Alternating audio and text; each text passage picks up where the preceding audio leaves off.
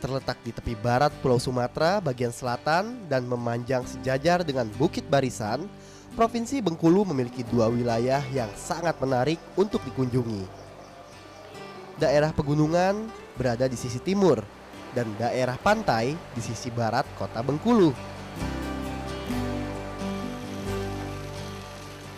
Meski menjadi ibu kota provinsi, kota Bengkulu tidak terlalu ramai seperti umumnya kota-kota di Indonesia.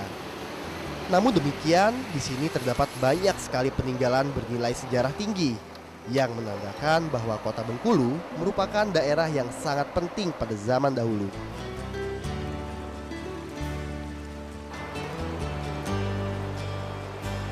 Salah satu bangunan bersejarah di kota Bengkulu yaitu Benteng Marlborough yang merupakan benteng pasukan Inggris terbesar kedua di kawasan Asia. Benteng yang dibangun pada abad ke-18 ini merupakan benteng pertahanan yang langsung menghadap ke lautan.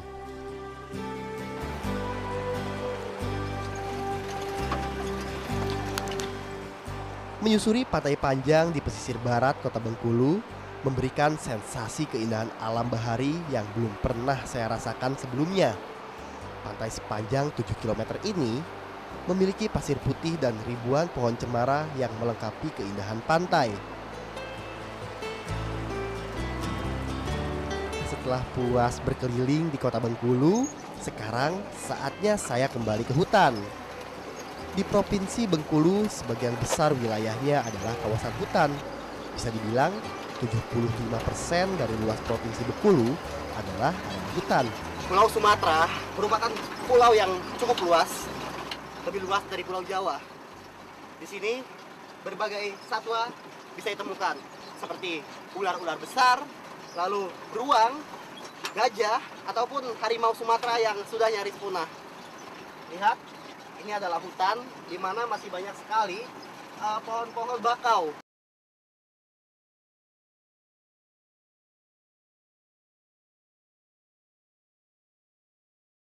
Kurang lengkap banget kalau misalkan Panji menjelajahi daerah ini hanya dengan menggunakan jeep. Sekarang waktunya kita jelajahi hutan dengan berjalan kaki.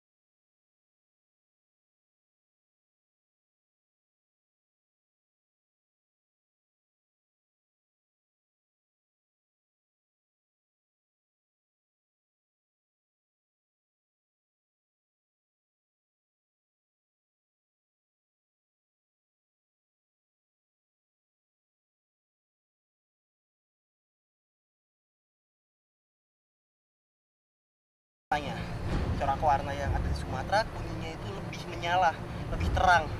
Yang di Sumatera juga ukurannya bisa lebih panjang dibanding yang ada di Jawa, dan tingkat keagresifannya pun lebih agresif yang di sini. Lihat saja.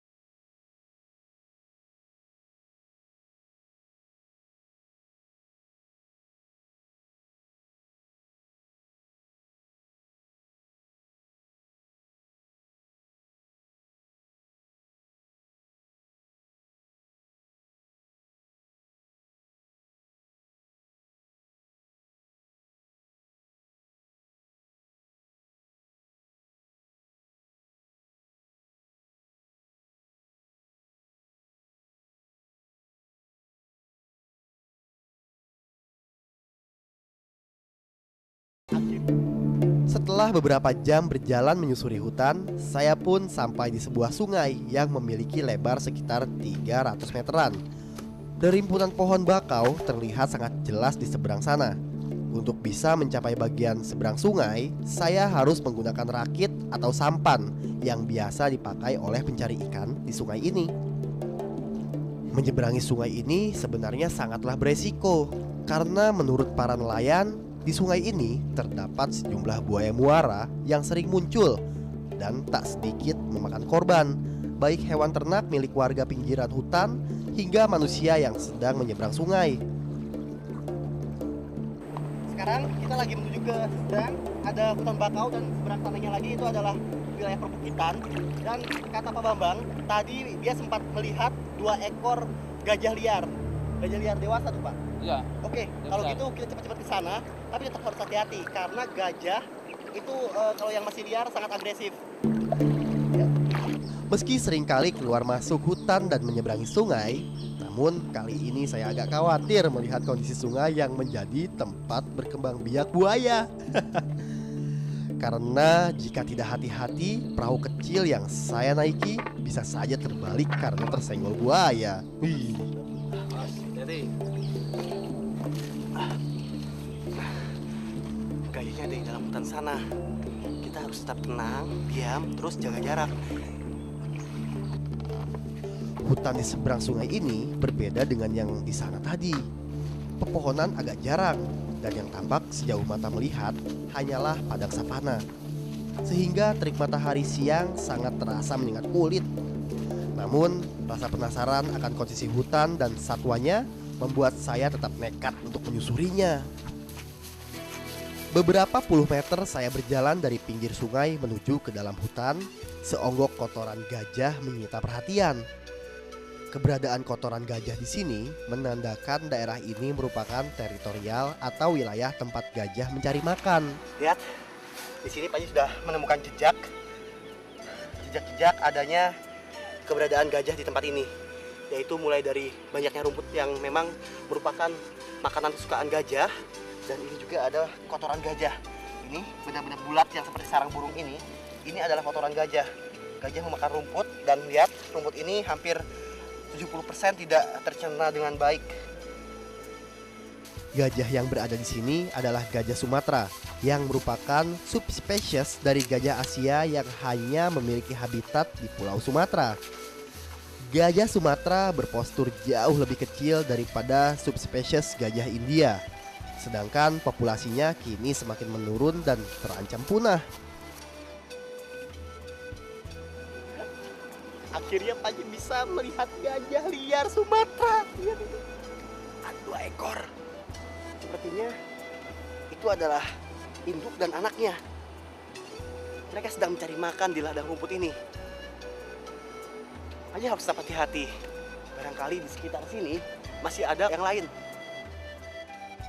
Habitat gajah Sumatera bisa berupa hutan primer, hutan sekunder, bahkan daerah pertanian pun disukai oleh mamalia besar ini. Namun yang paling disukai oleh gajah yaitu hutan dataran rendah seperti tempat ini. Hewan ini sangat cantik sekali, hewan yang luar biasa. Satwa yang kuat, memiliki belalai dan daging yang sangat cantik. Ya. Pak Haji harus tetap menjaga jarak aman karena bila terlalu dekat, Pak Haji khawatir induk gajah akan marah karena biasanya gajah merasa bahwa manusia adalah ancaman utama bagi mereka sekarang. Lihat sekarang mereka sudah mulai menghadap ke arah sini. Hanya harus agak menjauh sekarang. Oke, ayo. Gajah Sumatera umumnya hidup dalam kelompok berbasis matrikal, dipimpin oleh betina tua berumur sekitar 50 tahunan. Jumlah anggota kelompoknya pun bervariasi, dari 2 hingga 8 ekor per kelompoknya. Bahkan dalam kelompok besar bisa mencapai 9 hingga 45 ekor.